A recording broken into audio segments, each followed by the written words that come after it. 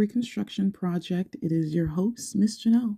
And today we're talking about basically the beginning, like as a baby being tethered to your mother and how childhood wounds, neglect literally teaches your nervous system that instability is the only safe place to be because your brain has just been trained to as this fight and flight mode. The first thing I want to start out by saying is just when you're a child or when at birth, you're just incomplete. So, biologically, when we are tethered to our parents' nervous system to regulate our own, this tether, we prioritize the bond over, toxic or a neglectful type of parent. Because in a child's brain, isolation equals death. Like if you don't have three main things like food, shelter, water, even if you just check off one of those things, like you're in danger. Um, I witnessed this a lot as a teacher over the last decades, and I know many, many teachers have witnessed this. And I just want to put a little shout out to like teachers are amazing. Teachers do the grit work of parents, and they know it now. I think in the beginning it was not always as as different as it is today as far as society and the internet and all the above, as you know, that teachers have had a very, very special role in society with kids for a very, very long time. And I think it's one that was kind of put a spotlight on in 2020, but never went anywhere. That I digress on that. But when a parent is the source of both your fear and comfort, your brain starts to develop like a short circuit.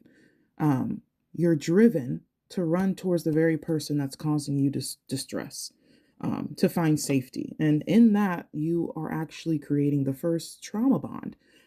Even just thinking about that, I'm thinking about my last relationship and how I would literally run towards someone that was causing me distress. But it was because this person supposed to be helping me take care of our baby. I was supposed to, trust this person. I was supposed to be taken care of by this person.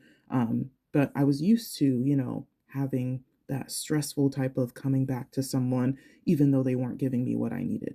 And when you're raised in wreckage, your nervous system begins to mistake neglect for normalcy. Like I just literally was okay with this type of relationship back and forth with other people throughout all the years. And I had to really realize, like, why am I keeping this as something that's normal? Why is this normal to me? Why is instability my form of intimacy? Well, because it started out as something that I was used to at the age of, 7, all the way to I left to college thinking that all this stuff was going to be gone and done for. But then after a while, if you expect this instability, you expect this neglect, you start to stop expressing your needs. And that was something I definitely did not do as a child, whether it was because I knew it would come back to, haunt me or I wouldn't get the results that I wanted. Really is, trial and error. You don't get the same results when you express your needs, so you stop expressing them. And then you become hyper independent as a defense mechanism. And there are many, many defense mechanisms that we choose as, this is great. I'm this kind of person because I have defended myself with this huge wall from people that, can't hurt me.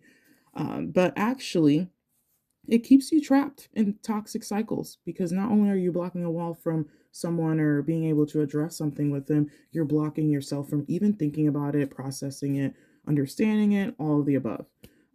So you're trapping yourself in this toxic cycle before you even stop to audit whether the people around you are actually contributing and how much you're actually contributing to yourself.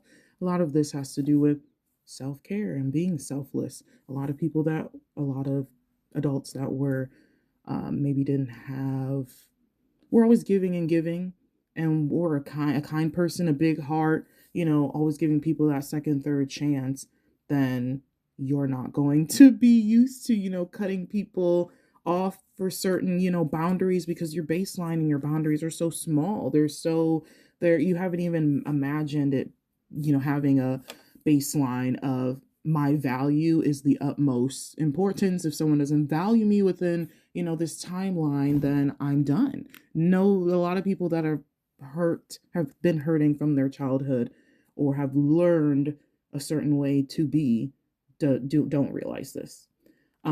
So children, they use their parents as a biological mirror. I know for me, growing up as an adult, I was told that I was a lot like my mom, and I didn't know exactly which parts of my mom they were talking about, but I was very happy about that. She's a resilient woman, she's very intelligent, and as a single mother herself, she raised me and my sister on, a very rough foundation of her own. So I find her to be, and I still do. I did as a child. I have, written work of this as the strongest person that I know. And I consider myself as the strongest person that I know. So, children use their parents as this mirror. But how much of this mirror are we taking with us? How much of the mirror do we look at like, okay, these are the traits that I see myself in her, but there are traits that of anybody in my family, even that, you don't want. You don't want that distorted, unhealed package of, that you internalize as your broken pieces as well. So, as with your own identity, you're essentially inheriting your parents' ghost software. You're inheriting their ghost software. And without a parent who has done the root work, you are forced to develop an adult survival blueprint. So there's things about me that I, put in my blueprint as an adult in order to survive the adult world. Because your childhood problems are only just a little idea of what the real big problem. And I think that in adulthood we are not taught, or even we don't not even talk, but we're not even made aware of some of the adult struggles that are going to be put on our plate when we get older. And I don't think high school teaches us that very much. It's different for every high school. I've noticed different high schools are having different types of classes and different types of teachers that are, even me and myself, in my classrooms, I was doing things a little differently as far as teaching meditation or teaching about breathing beads or just having like little dance breaks. Like there's things that teachers are doing differently now. Younger teachers are coming in here realizing, the system is broken. Kids are doing this, kids have their phones, kids have the internet, and that's just taking away from them learning or wanting to learn, them learning the right way. And that is something that I really, really struggled with as a teacher towards the end of my teaching. I'm not going to say it's the end of my teaching career, but the last few years I taught in the classroom, it really felt a huge disconnect from the children. And as having a background in psychology, I've only went into psychology because I wanted to understand people. I wanted to understand why people had addictions, why people fell into toxic cycles, why people stayed in abusive situations for decades, and why just people accepted some of the things that they accepted, why people say some of the things they say. That's what led me to psychology. And I don't know if you guys read my, not read, listened to my first part of my podcast, but the first part of my bachelor's was in film and media arts and psychology. And then I just fell in love with, I've always loved children. I've always been someone that's went back to help, the kids under me. And working at the school that was right behind the little daycare right behind my school was something that changed my life. The people there was like a second family to me. The teachers were wonderful. They just taught me a whole different life, no sweet type of life compared to film.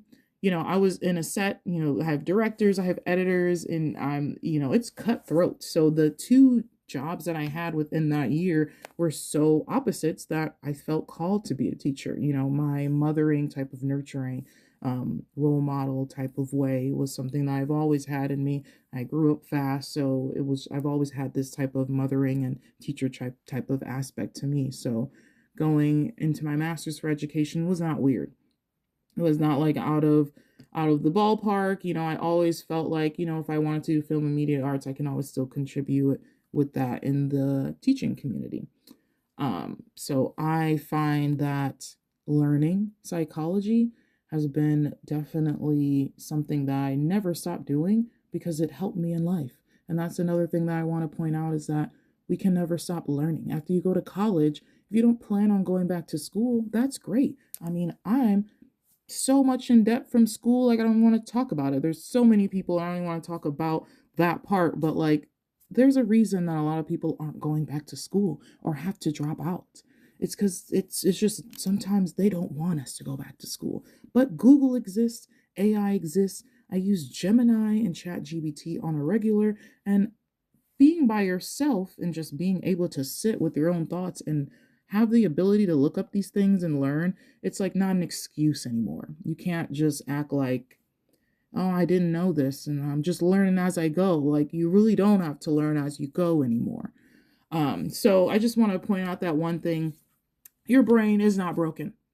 It was just designed by an expert, you, because you live your whole life. You've lived your life with the people in it, and you designed it so that you can survive this collapsing environment. And let's be honest, the environment around us is collapsing. And a lot of us, especially after 2020, having to kind of redo life or start from scratch, clean slate for a lot of people, or just have to deal with, working at home and interacting with your family members. Like 2020 was a whole different realm for a lot of people, but um our environment around us is not going well, and I know that makes a lot of people super super depressed. You want to be included in the community, but for some of us to mentally stay sane, we have to be in our circle. We have to focus on, okay, can I even pursue the dreams that I want to pursue? Can I, you know, go on vacation? Can I talk about my issues without completely crumbling? I think a lot of reasons why people don't want to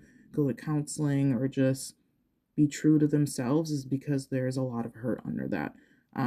I'll be honest, the last couple weeks, things have been really rough for me, and I've been trying to feel like, when I do cry, is it from release or is it because of sadness? A lot of it is a release. And one thing that I will always say is that sad and joyness go together.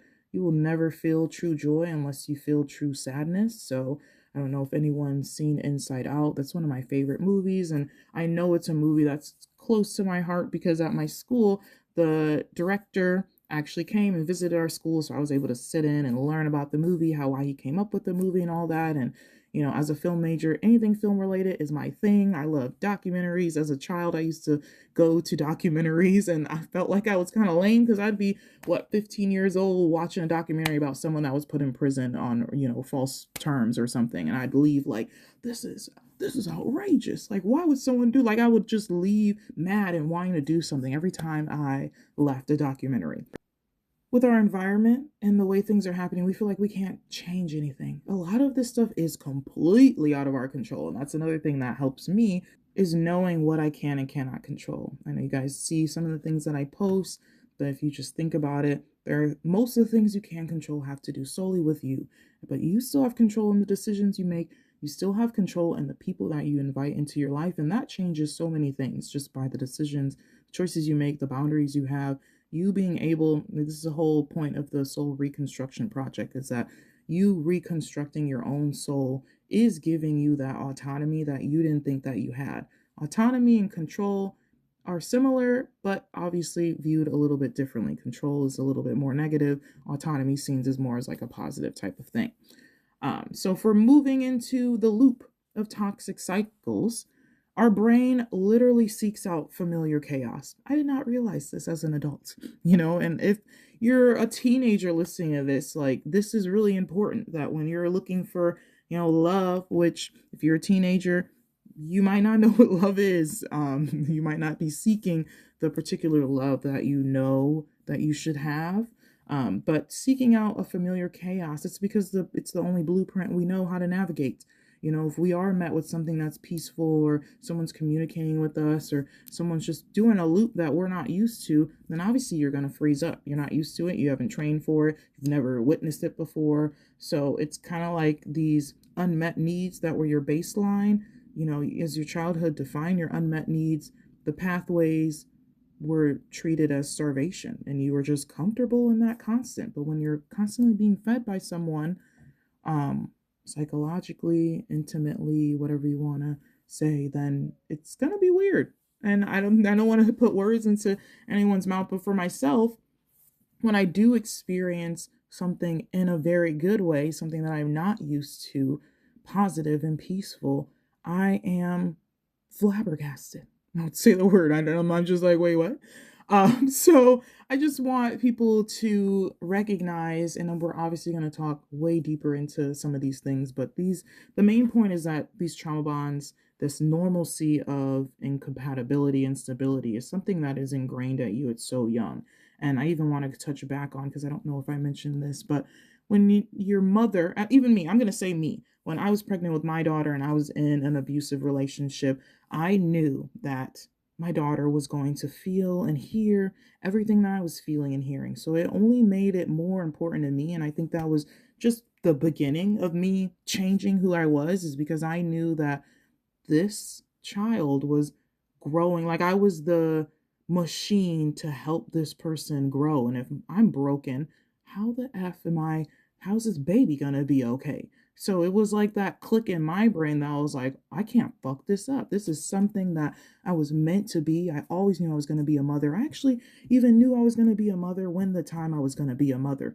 And I don't know if it was I knew or if I just wanted it, but the pregnancy was not planned. So I'll just put that out there. But I knew that, this was the right thing. It was an abortion was never in my head. Not having this child was never in my head. I actually went straight to, half of me was like, okay, I'm going to be the best mom I can be. This might not particularly be in this relationship. I'm going to be the best mom. But the other side of me was like, I've always imagined my child being with, me being with my child's father, us being a little family, having a house and all that. So it was like two crossroads that I decided to just build my own path in the middle, not knowing that I had to change a lot of other things. And that also ultimately, if this person wasn't going to change or give me what I needed for our family, then he needed to go. So, one thing, just to end off, we will have more discussions like this, but to end this off, I want to point out 5 things to walk away with. Consistency over intensity. So, stop looking for big gestures and start looking just for a stable frequency.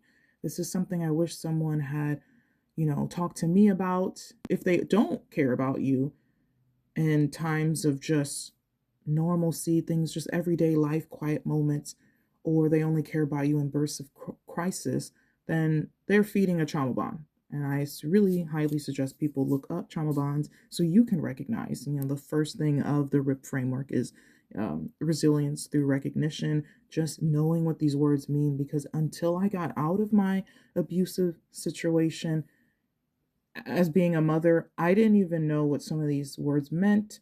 If I saw it, I knew the baseline of what it was, but I didn't know like examples. I didn't get to see. And then when you get to see that and look back at your own life and just be like, whoa, wow, I did this because of this. This person was doing this over and over again to me so that I would feel this way. Like you start to just realize, and sometimes the bitterness starts to come in. The good feelings of learning these things are not, they don't feel good, but I do feel like there's still resilience in recognizing these things. Number 2, emotional accessibility. You should never have to audit whether someone is available to hear your needs. And a high value connection means that the door of communication is always going to be unlocked. And if you're constantly knocking on a closed door, a closed heart, then that's literally a structural failure and it's not a relationship. Um, 3, reciprocal regulation. Does being around them settle your nervous system, or do you feel like you're into a high RPM? You're walking on eggshells, you're thinking about what you're going to say, how they're going to say it. That's a standard of care means that they contribute to your peace. So you should not be having to force or constantly manage their instability, whether, while you're trying to build your own. That's why I feel like something I want you to take away from that is that you're not going to have the best relationship of a lifetime if you're not at your best self. So I went into my relationship not as my best because it was a rebound, and nobody should be trying to have a real relationship with someone after a rebound, especially if the person before them was someone that you were strongly connected to, had, that nervous system, that trauma bond. Like there's just things you have to do on your own before you can actually build a stable relationship with someone. And you can see if you're good on your own and then you meet someone and you can recognize those signs that, they're not good, they can't have, sustain a relationship with you, then you're able to, in a knowledgeable, intellectual way, tell them, that this is what you need to do, this is why this isn't working, and you can be mature about it. That's all it's about, is gaining maturity in these types of subjects. 4, respecting your blueprint. Anyone in your circle must respect your boundaries of your healing. If they belittle your root work or mock you for reparenting your reparenting journey, or trigger your postpartum trauma on purpose, then they're an intruder. As simple as that, and they must be purged. That is the third part of the RIP framework, is peace in the purge. No, not peace in the purge. Power in the purge. The last one is peace in the program. 5, value is a baseline, not a reward. I mentioned this earlier. You do not earn care by saying longer or doing more. That is something that I had to learn just a couple years ago. Proper care is treated like a reward that you have to work for, and that's you running on your ghost software of the past, of your childhood neglect. In this corner, proper care is the minimum requirement for entry. Being with people longer doesn't make them value you, and it's just your norm of not being cared for, and that's not a relationship. Um, you're in a repeat of your childhood wreckage, and you need to uninstall this need for neglectfulness and recode it into peace of, this new program of valuing yourself at the utmost. And I'm not, this is not easy to do, especially if you grew up being belittled, or being, you felt like you couldn't do anything right unless, you had all these people behind you to help you. And that really can follow you into adulthood, not feeling like you can make the right decisions on your own. That's why you have to look at the things and patterns that you've accepted, that you're used to, and really change. And that's the main thing about the peace with the program, is that you may be totally different. You may act and look totally different than after your healing journey. And people might not understand that, but you also might not understand the pushback that you get from people. The weird, like, like, why do they do this? Why are they feeling this way? Why am I making people feel this different way, and I'm just becoming a better version of myself? That's something that you have to come to peace with. Some people are going to leave during your healing time, and that might not even be on bad terms. But that's why the beginning of purging doesn't purging is not only just purging. Detachment is important, and a detachment, if you're unhealed, can seem like a negative word, but when you're healed, detachment is just literally detaching in a healthy way from things that don't serve you. Sometimes I would detach from things, but in a very negative way. And I feel like the main reason that I made all these changes is because I became a mom, and I did not want my daughter to view me as the person that I was. I wanted her to view me as the person that I knew that I can become. And some of you guys don't have kids yet, and you definitely shouldn't have kids if you're not ready, but you still need to come to terms with, is this who I want to become? If it's not, what are you going to do? What can you do first? How can you start changing things in your life every day just to become consistent, build a routine? You have to sit down and ask yourself, what do I want? Is this how I viewed my life? Because when I look back and I was pregnant, and wow, I was being proposed to, with no speech, with the same ring I got. I was proposed to right before I was induced. I was having my baby the next day, and he proposed to me. And that was not something that I was expecting, not something I wanted to say yes to, but I knew that the relationship I was in, it would be a tornado, and I'm about to have my baby the next day. So I couldn't even say no. There's just things like that where you're put into situations where you have to make a decision that you can't make, but it's based out of fear. You don't want to be in that situation. Nobody likes that, being in that situation. Um, these things are so close to my heart. I hope you guys enjoyed this episode. I feel like I've talked a lot, but I'm hopeful that these conversations are going to touch many, many people, and know that they're not alone. If you enjoyed this podcast, please look out for the next episode. Please share, subscribe to my YouTube.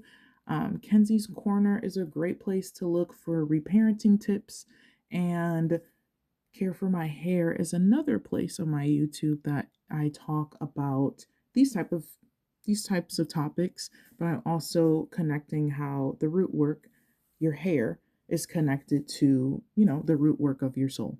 Bye.